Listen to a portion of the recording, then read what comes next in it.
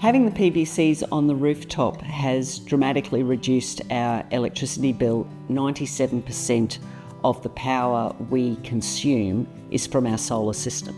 We've ended up with 14 kilowatts of PVCs on the roof, and that's just about right. It's excellent in the summer, and it's just a bit shy of what we could use in the winter. The power you make at home is the most efficient power you can possibly use, because power generated at the coal-fired or gas-fired power plant, 70% of the energy produced is lost before it makes it to your hot water system or your refrigerator. So they're producing 70% extra just to get the power produced and into your home. Whereas with your solar system, the power is coming directly in from the roof. There's no wastage of production. We run our dishwashers in the daytime, the washing machine, the hot water system, the pool pump. In the summertime, we charge the cars in the daytime as well.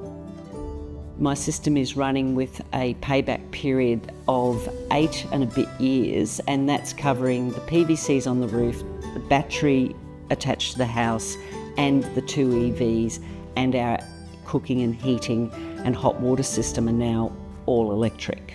We haven't paid an electricity bill in many, many, many months now. We've had our system in place for 31 months, and I think we've had one bill just recently.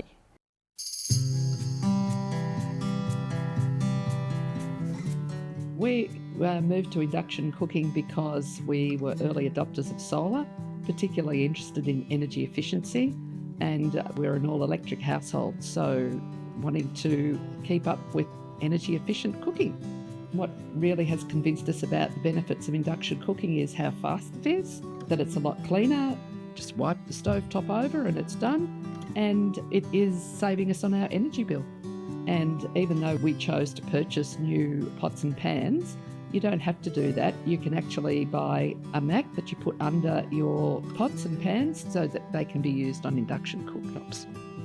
Induction cooking is part of being an all-electric household. We have only a 1.5 kilowatt system because we're early adopters, but we now are more than $700 in credit after 2 years with our current energy retailer. Noosa is a biosphere, and we know that we're part of the transition to renewable energies.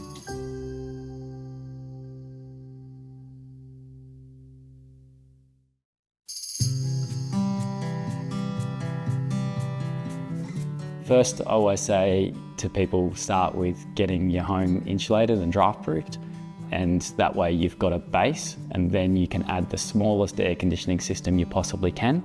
The smaller it is, the cheaper it is to buy, the cheaper it is to run, and if you're running it all day long with your solar power, then a small unit is very capable of supplying a large building. If you've got a particularly large building, maybe 2 units. If your home doesn't have insulation, then you're going to have a bigger air conditioning system in place. We chose split systems over using a ducted air conditioning system because split systems are far more energy efficient. The insulation, reducing the energy that you need, and then electrifying everything so that you're using the energy that you're producing yourself, and then automating it so that it's occurring at the time of day that uses the resource that you have.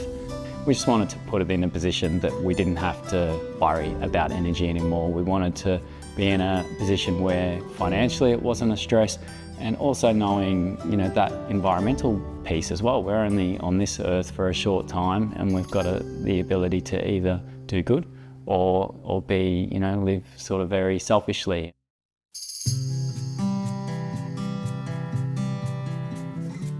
Having an efficient energy process and making your own energy saves us so much money, and when we're looking at spending money, what's the next biggest thing that we can do to have the biggest impact environmentally in our lives?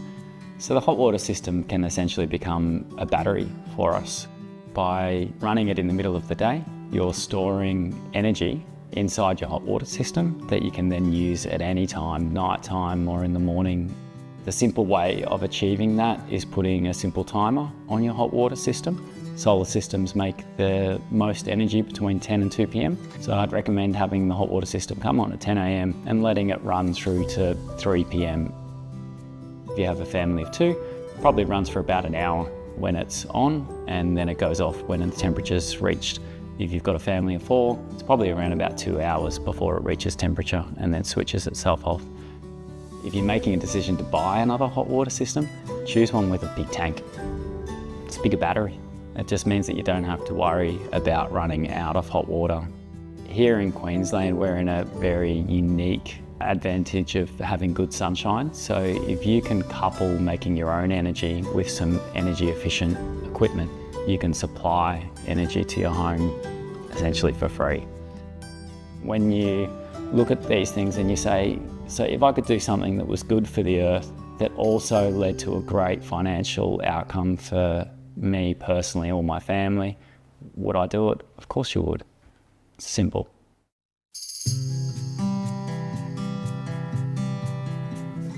Controlling your pool and controlling the various pumps in your pool can be a bit of a complex process. There are some turnkey solutions that you can use to control your pool, but they can cost many thousands of dollars, and I wanted something a little bit simpler than that. So I was talking to my electrician.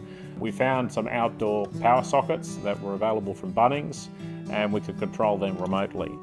They're hooked into my wireless network in my house, and so I have one hooked into the pump for my filter, and I have the other socket plugged into the pump for my heat pump, and so I can control my heat pump and my filter pump independently. Some of the newer heat pumps do have Wi-Fi connectivity, and you can control them from your app. My heat pump was an older model, and so it didn't have Wi-Fi connectivity, so I couldn't control it remotely. So I got the electrician to come in, and he took the existing socket off the wall and replaced a double power point inside my pool utility room with this controllable pool socket, and then control it from my phone. The sort of equipment I needed to control it, instead of costing me thousands of dollars, cost me less than $100 to get this smart socket. So my heat pump had a flow switch in it, so when the pump was running and detected flow, it would turn on and start heating the water, and then when the flow reduced, it switches itself off. And so it was a fairly simple way to control it. Some of the local pool contractors, they helped me through the process. I've got an electrician who understands how my house runs. The standard rate for energy in Queensland is about 42 cents a kilowatt hour. That would be quite an expensive proposition. But because I run my electricity off my solar, off my rooftop, and I'm on the wholesale spot price, I only switch the heater on when it's less than 5 cents a kilowatt hour, so it becomes quite economic. The impact on my family is that it really extends our swimming season. We can swim much longer.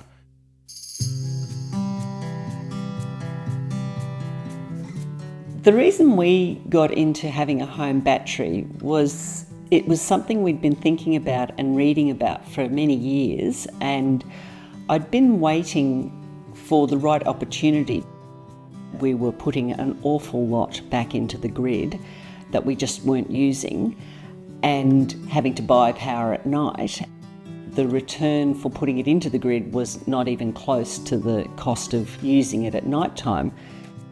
I finally decided that I would just go with the best technology I could find, and I did consult with some friends who have expertise in the area, and in the end settled on a modular style of battery.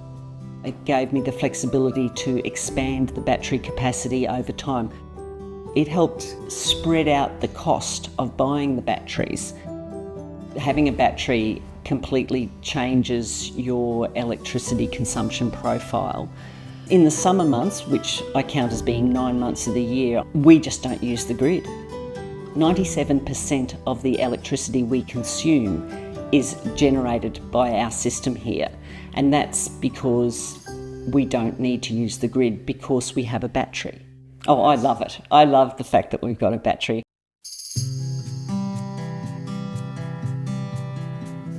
I did a calculation on the cost for charging the vehicle with normal mains electricity.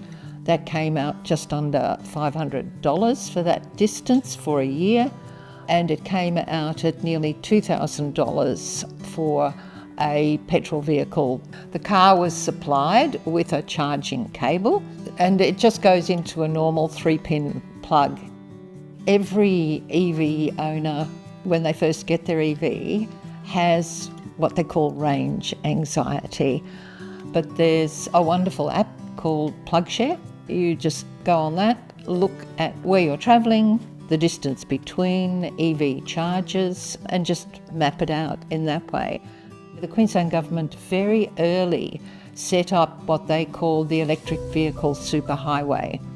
EV chargers at regular stops all along the Queensland coast. They're normally located in areas where you can go and get a cup of coffee, do a pit stop break. Range anxiety really has to be a thing of the past. It's a fixed price service. The last time I got it done, it was fixed price at $200.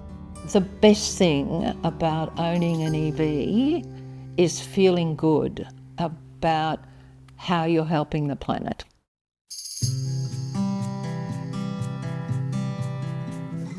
I had tons of solar power, it just wasn't exactly the right amount at the right time of the day. And I came across some open source software that let me tune how fast my car was charging. And I could also measure how much solar I was producing, and so I could actually match the two. And so I could ensure that my car wasn't charging faster than how much my solar panels were producing. I had a really shocking gas bill for my heating. And then I went, I could electrify my heating and put in a reverse cycle air conditioner, and similarly for my hot water. And so I looked at how can I start doing this optimization for all of the electrical devices in my house. Heat pumps for water heatings, heat pumps for space heating, for pool heating. But how do you glue all those things together?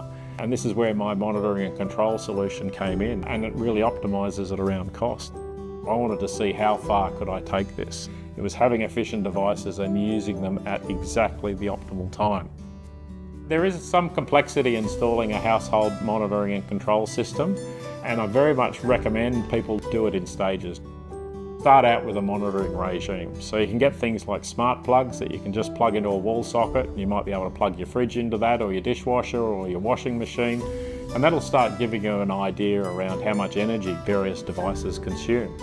The software is free. There's a custom box that you can purchase, which is relatively modest. Probably the biggest investment is the time, but it now means that I have all of these things in one app. I've now included the price in my app. I've also now included the weather. My home automations will actually charge things more today because the price is going to be higher tomorrow, or there won't be as much solar production tomorrow. And by my calculations, I'm saving about $15,000 a year.